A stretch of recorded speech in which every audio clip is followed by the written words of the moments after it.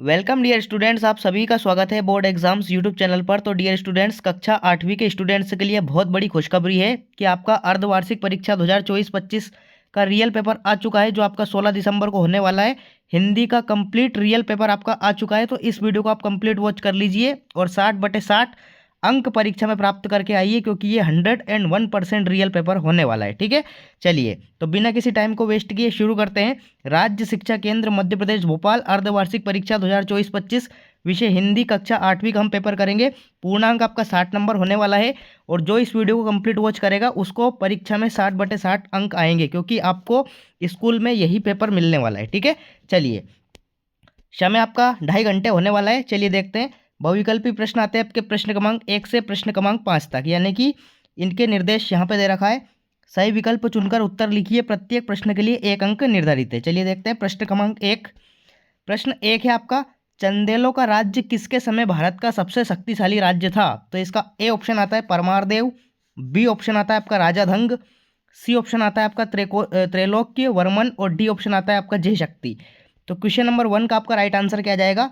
राजा धंग, यानी कि B option आपका राइट आंसर इसमें आने वाला है। अगला प्रश्न है आपका प्रश्न क्रमांक 2।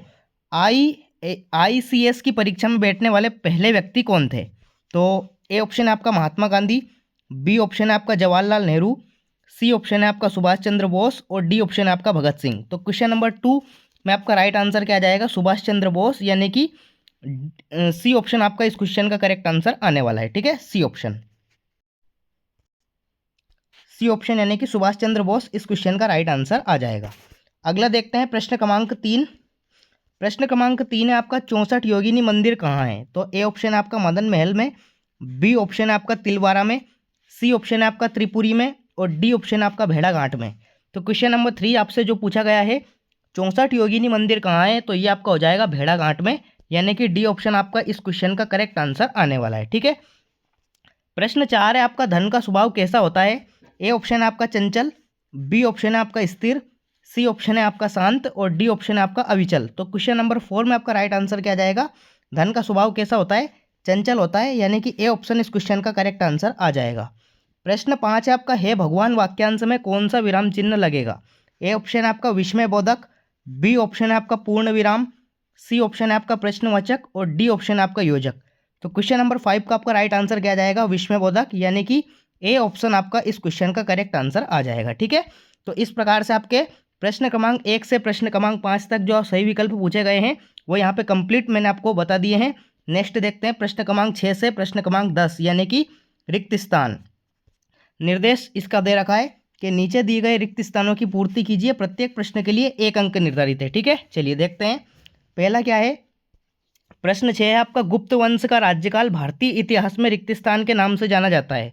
तो गुप्त वंश का राज्यकाल भारतीय इतिहास में स्वर्ण युग के नाम से जाना जाता है। ठीक है, प्रश्न 6 में आपका राइट आंसर आ जाएगा स्वर्ण युग। ठीक है, स्वर्ण युग इस क्वेश्चन का करेक्ट आंसर आ जाएगा। अगला है आपका प्रश्न 7, पंची शब्द का तत्सम रूप रिक्त स्थान है। तो पंची शब्द का तत्सम रूप पक्षी हो जाएगा। ठीक है, पक्षी आपको इसमें राइट आंसर लिखना है। प्रश्न 8वां है आपका, भट्ट शब्द का अर्थ रिक्त स्थान होता है। तो भट्ट शब्द का अर्थ पैसा होता है। क्या होता है?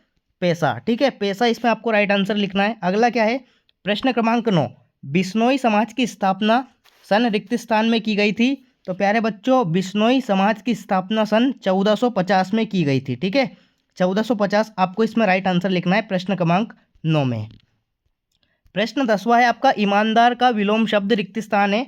तो ईमानदार का विलोम शब्द आप सभी को पता है, क्या हो जाएगा? बेईमान हो जाएगा। ठीक है, बेईमान। तो बेईमान आपको इसमें राइट आंसर लिखना है। ठीक है, इस प्रकार से आपके प्रश्न क्रमांक 6 से प्रश्न क्रमांक 10 तक जो रिक्त स्थान पूछे गए हैं वो यहाँ पे कंप्लीट हो जाएंगे। अगला प्रश्न देखते हैं। अगला प्रश्न है आपका अति लघुत्तरीय प्रश्न, प्रश्न क्रमांक 11 से प्रश्न क्रमांक 16 तक। ठीक है, निर्देश इसके देख सकते हैं आप। नीचे दिए गए प्रश्नों के उत्तर एक शब्द या एक वाक्य में लिखिए, प्रत्येक प्रश्न के लिए 2 अंक निर्धारित है। ठीक है, चलिए देखते हैं। प्रश्न 11वां है आपका, चंद्रगुप्त द्वितीय को कौन सी उपाधि मिली थी? प्रश्न 12वां है आपका, हरिश्चंद्र नाटक को देखकर मोहन को किस बात की प्रेरणा मिली? नेक्स्ट है आपका प्रश्न 13वां, नव नभ से कवि का क्या आशय है? प्रश्न 14वां है आपका, कुमार गंधर्व का वास्तविक नाम क्या था? प्रश्न क्रमांक 15वां है आपका, पटना शहर का पुराना नाम क्या था? और प्रश्न 16वां है आपका स्वतंत्रता की सही वर्तनी लिखिए। ठीक है, इसको आपको सही करके लिखना है। तो आपके जो अति लघुत्तरीय प्रश्न है यानी कि प्रश्न क्रमांक 11 से प्रश्न क्रमांक 16 तक, इनके अपन सभी उत्तर देख लेते हैं। चलिए देखते हैं। प्रश्न 11वां के उत्तर आपका स्क्रीन पर है। प्रश्न क्रमांक 11 का उत्तर जो है, चंद्रगुप्त द्वितीय को कौन सी उपाधि मिली थी? तो चंद्रगुप्त द्वितीय को विक्रमादित्य की उपाधि मिली थी। ये हो जाएगा आपका प्रश्न क्रमांक 11 का उत्तर। अगला है आपका प्रश्न क्रमांक 12वें का उत्तर। हरिश्चंद्र नाटक को देखकर मोहन को किस जाति की प्रेरणा मिली है? तो हरिश्चंद्र नाटक को देखकर मोहन को सत्य और धर्म की प्रेरणा मिली है। ये हो जाएगा आपका प्रश्न क्रमांक 12वें का उत्तर। स्क्रीनशॉट ले लीजिए और इनको अच्छी तरह से रट लीजिए, क्योंकि मैंने आपको पेपर बता दिया है, आपका रियल पेपर हो चुका है ये कंप्लीट। और आप हमारे यूट्यूब चैनल को सब्सक्राइब कर लीजिए ऐसे ही रियल पेपर पाने के लिए। चलिए देखते हैं अगला प्रश्न।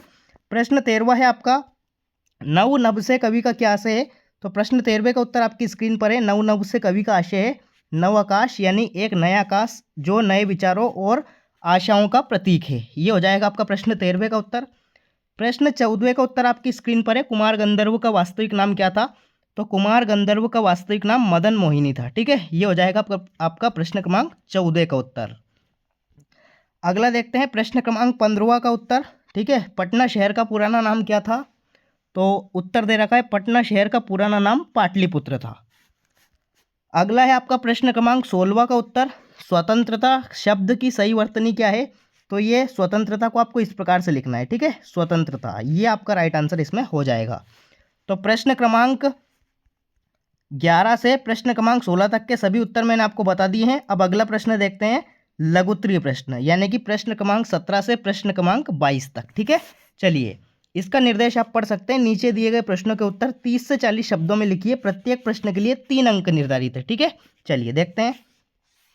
प्रश्न क्रमांक 17 है आपका, अफ्रीका में गांधी जी को किन किन अपमानजनक घटनाओं का सामना करना पड़ता था? ये हो जाएगा आपका प्रश्न क्रमांक 17।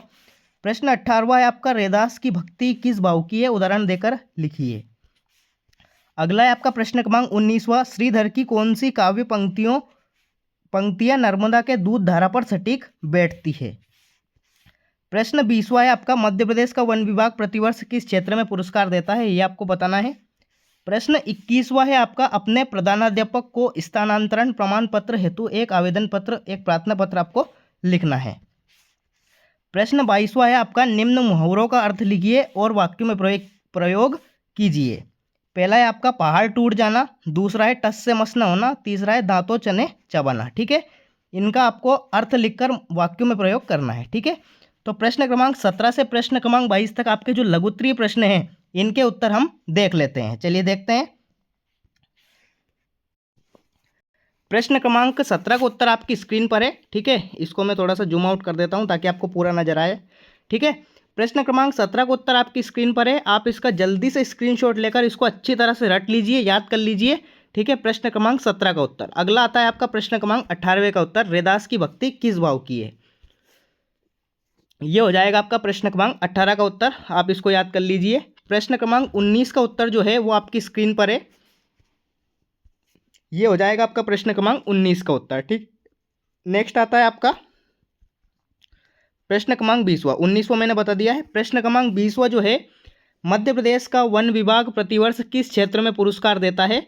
तो वन्य जीव संरक्षण और वन विभाग के उत्कृष्ट कार्य के क्षेत्र में पुरस्कार देता है। ठीक है, ये हो जाएगा आपका प्रश्न क्रमांक 20 का उत्तर। अगला जो पूछा गया था आपसे, अपने प्रधानाध्यापक को स्थानांतरण प्रमाण पत्र हेतु एक आवेदन पत्र आपको लिखना था, एक प्रार्थना पत्र लिखना था। तो इस प्रकार से आपको लिखना है, इसको आप अच्छी तरह से याद कर लीजिएगा। ये हो जाएगा आपका प्रश्न क्रमांक 21 का उत्तर। अगला आएगा आपका प्रश्न क्रमांक 22वां, मुहावरों का अर्थ लिखकर वाक्यों में प्रयोग आपको करना था। ठीक है, पहाड़ टूट जाना, टस से मस ना होना और दांतों तने चले चबाना। ठीक है, ये हो जाएगा आपका प्रश्न क्रमांक 22 का उत्तर।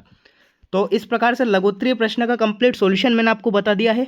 अगला आता है आपका दीर्घोत्तरीय प्रश्न, प्रश्न क्रमांक 23 से प्रश्न क्रमांक 26। ठीक है, निर्देश इनके देख सकते हैं आप। नीचे दिए गए प्रश्नों के उत्तर 70 से 80 शब्दों में लिखिए।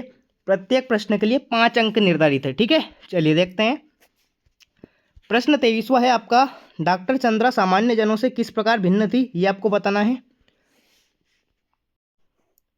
प्रश्न 24वां है आपका, भक्त रैदास ने भगवान से अपना संबंध स्थापित करते हुए किस किस से अपने को जोड़ा है। ठीक है, ये हो जाएगा आपका प्रश्न 24वां। अगला है आपका 25वां प्रश्न, निम्नलिखित अपठित गद्यांश को पढ़कर नीचे दिए गए प्रश्नों के उत्तर आपको देना है। ये आपका एक अपठित गद्यांश दे रखा है, इसको पढ़कर आपके नीचे दिए गए जो 3 प्रश्न हैं आ बा सा, इनको आपके उत्तर देना है। ठीक है, इनके उत्तर आपको इसी पैसेज में से देखने को मिल जाएंगे।